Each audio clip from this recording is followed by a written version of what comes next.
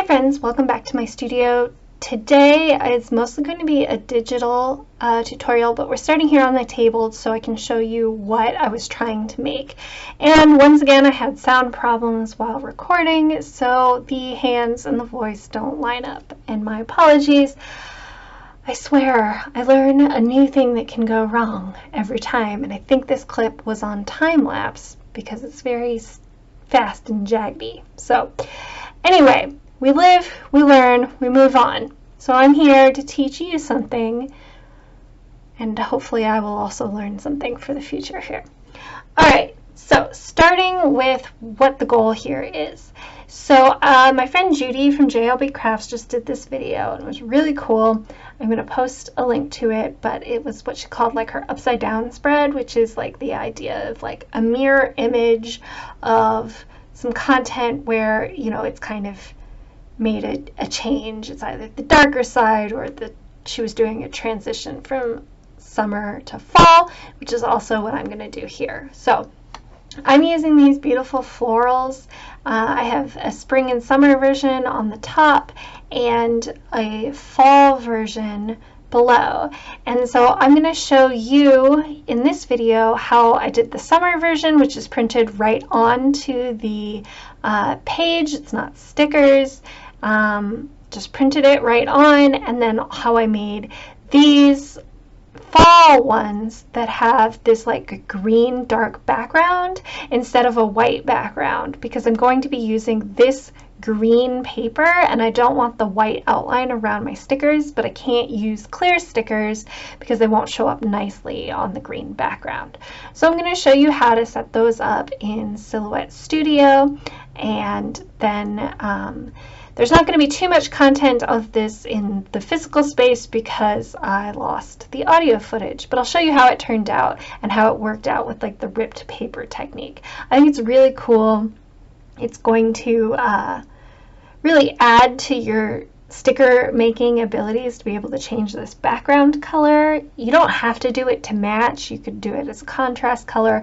I went with a coordinating color because it's hard to make an exact match to a physical item, so I didn't even try. I just picked a darker color that I thought would look good, but it really adds to the experience, and it's honestly, I think it's a really cool effect. So as I said, I did this in Silhouette Studio.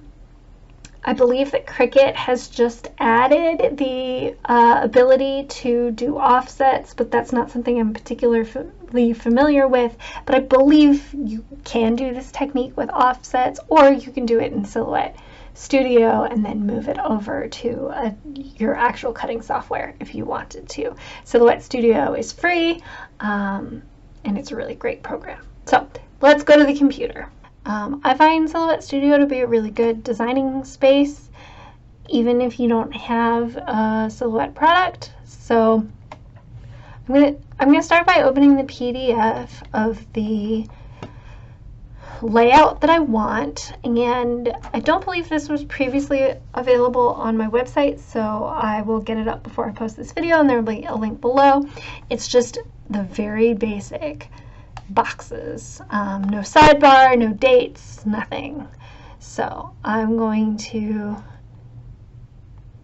import it as an image with 300 DPI. That's good for printing. You can choose what page. We'll start with page 1 here and import it, and now we've got our layout here and the crop marks for cutting it. The uploaded version won't have this around the edges. Well, it can. Let's see. That's just because the classic size paper is smaller than letter size, so this is to adjust to that. So now I've got that, and I'm going to open and place my graphics.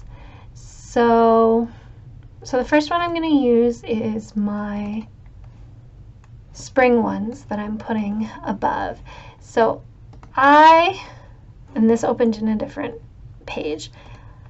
I assembled these myself, but there are a lot of great wreaths and clusters and whatever out there that you can buy, so I would suggest you doing that. I'm going to copy this go to my layout and paste it. It's huge. This is a PNG. These techniques kind of need to be done with a PNG. PNGs don't have any background, right? You can see this, there's no like white filling here. So I'm just going to place this. I designed it exactly for here. If you're using someone else's graphics, you'll need to, you know, rearrange and put them on, but I'm just going to place them. If you don't like seeing that red line, that's for cutting. It won't print. Let me show you. If you click the print button, it won't print, but if you find it distracting, you can click on it and click this like checker box thing, and that'll put it away. And then I'm going to date it. So I want it to be September. I want it to be filled in like a dark green, and I want a different font. I have a ton of fonts here, so your fonts may vary. Oops. Okay, if you don't want this to move, if you don't want to select it by accident, then you do need to upgrade your Silhouette Studio. If you do that, you can click on this. Okay, you can put it in a separate layer, move it down and lock it, and then you can't select it by accident. It's a little annoying to be able to select it by accident, but it's not the end of the world, so not worth the upgrade by itself. So here now it's September. I'm going to use the same, oops, I'm in the wrong layer. There we go. Use the same font, copy and paste it. Date.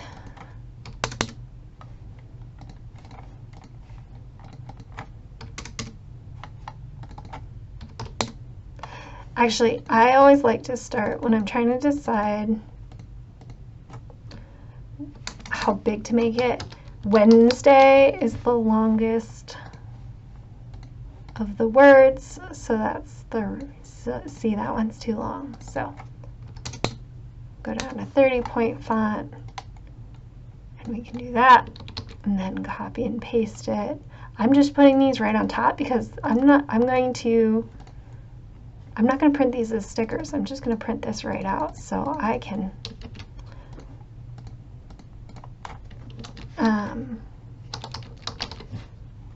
just put them exactly how I want, and they'll print right on top of the floral sticker.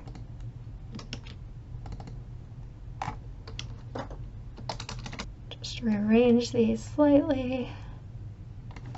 That maybe, bring it down a little bit, and then I can date it in exactly the same way. So that's really all I'm doing here to print these out.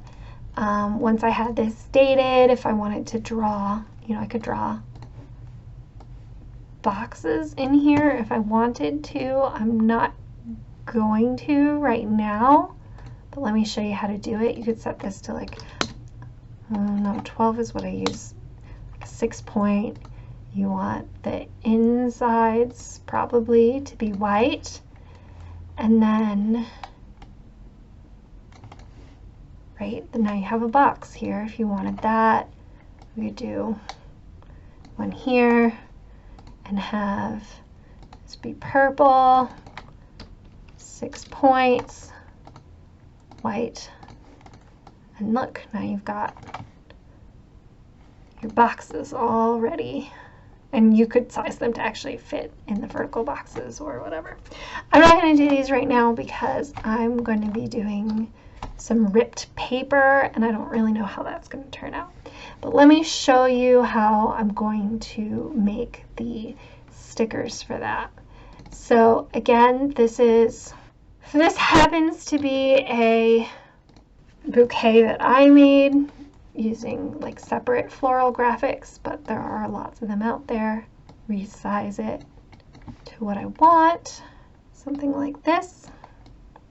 Okay, So assuming you're starting from here, you've sized it, this is someone else's graphics, it's a PNG, it has an empty background. Here's what you can do to make it appropriate for blackout or for colored backgrounds of some kind. I'm going to copy it.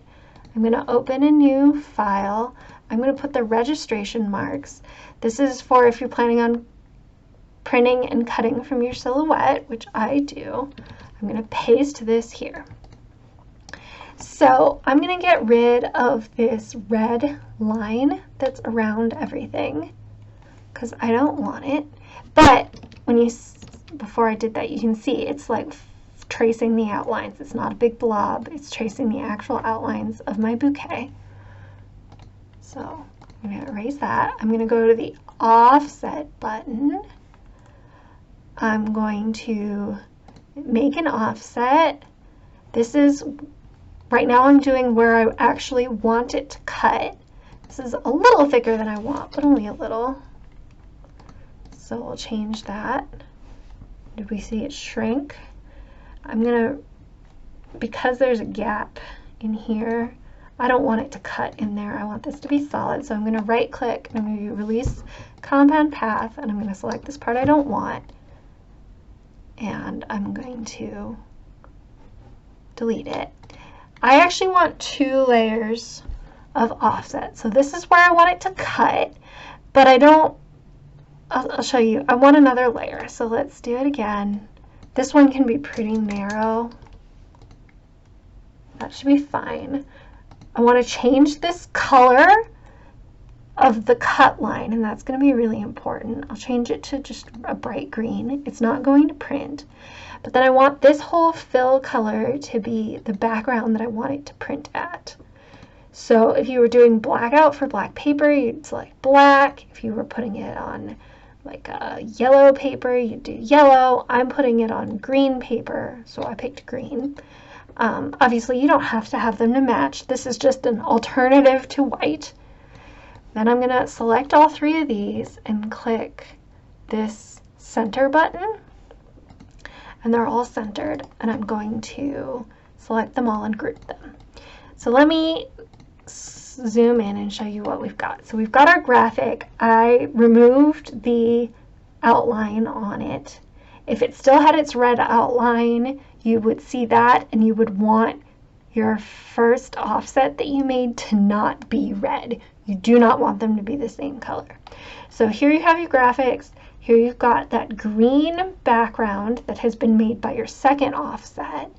And you've got this red cutting line that's going to be where the silhouette actually cuts your image and your sticker.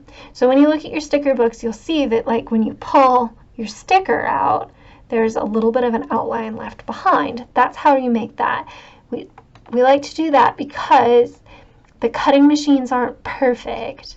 And so if I were cutting just on the outline of this green, I might get a little white, and I don't want that. But if I have the green bigger than I want to cut at, then I can just cut inside, and even if it's not perfectly aligned to where it's supposed to be, you won't be able to tell because it's all on the green background.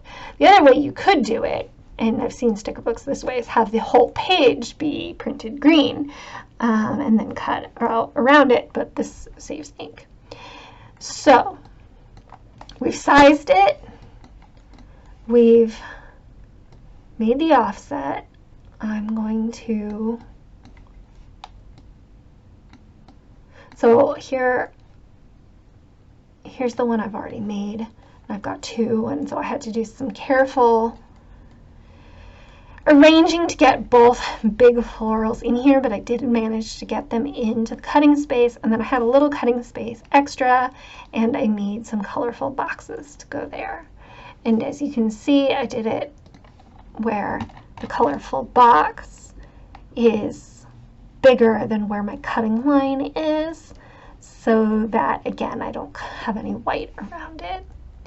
Once you have these all arranged, you can check your print preview. Well, honestly, what I would do first is check your send preview if you're sending it to your silhouette, because I made all these different colors, but I only want it to cut in one place. So if I hadn't changed the colors for my cut lines, you can see all the places my silhouette thinks it wants to cut. Right around the graphic, both of my offsets, it would be an absolute mess. So that's why I changed the colors. Then I can go here to line, and I can unselect the colors of lines I don't want to cut on. And so I've set all of the ones I do want to cut on this like Kelly green color. And so you can see I'm cutting here on this first offset so that there's space from the second offset, and that will make my nice stickers, and then also just cutting inside the colorful boxes. So I'm gonna so then we can also check the print preview, and you want to make sure that it's not printing any of those lines that you want cut but not printed. So this all looks good. I'm going to print this. I'm going to send it to my silhouette, which will read the registration marks and cut them all out, and I will meet you back on the table. Okay, so here we are back on the table. This is just another clip from the Plan With Me that was no more, but gives you something to see. But you can see how the like outline of the green stickers looks really good on that green scrapbook paper that I ripped across. It just, you're seeing a little bit of white edge, and that's just from the edge of the raised sticker paper, but it's really not very eye-catching. I love how the dark green looks on this paper instead, and it was just a really cool effect. I definitely plan on using it again in other spreads. I have some beautiful blackout paper that I got from Lights Planner Action, which I'll link below, and I'm really excited to make stickers specifically for blackout spreads that don't have the white outline. There's nothing wrong with the white outline, but under normal circumstances I would use clear sticker paper, and here on these colored papers you can't really do that. So anyway, I hope you found this helpful and enjoyable. I am sorry about the ongoing sound technical difficulties. I'm working on it. You'd think I'd learn. I am learning, but I'm learning new things different times. So thank you for sticking with me. I hope you enjoyed it despite the technical problems. If you did, please hit the like button, and if you want to see other videos with hopefully new or no mistakes, please hit the subscribe button and join in. I try to teach fun new techniques about every week, so I would be so glad to have you join the team. All right, bye friends.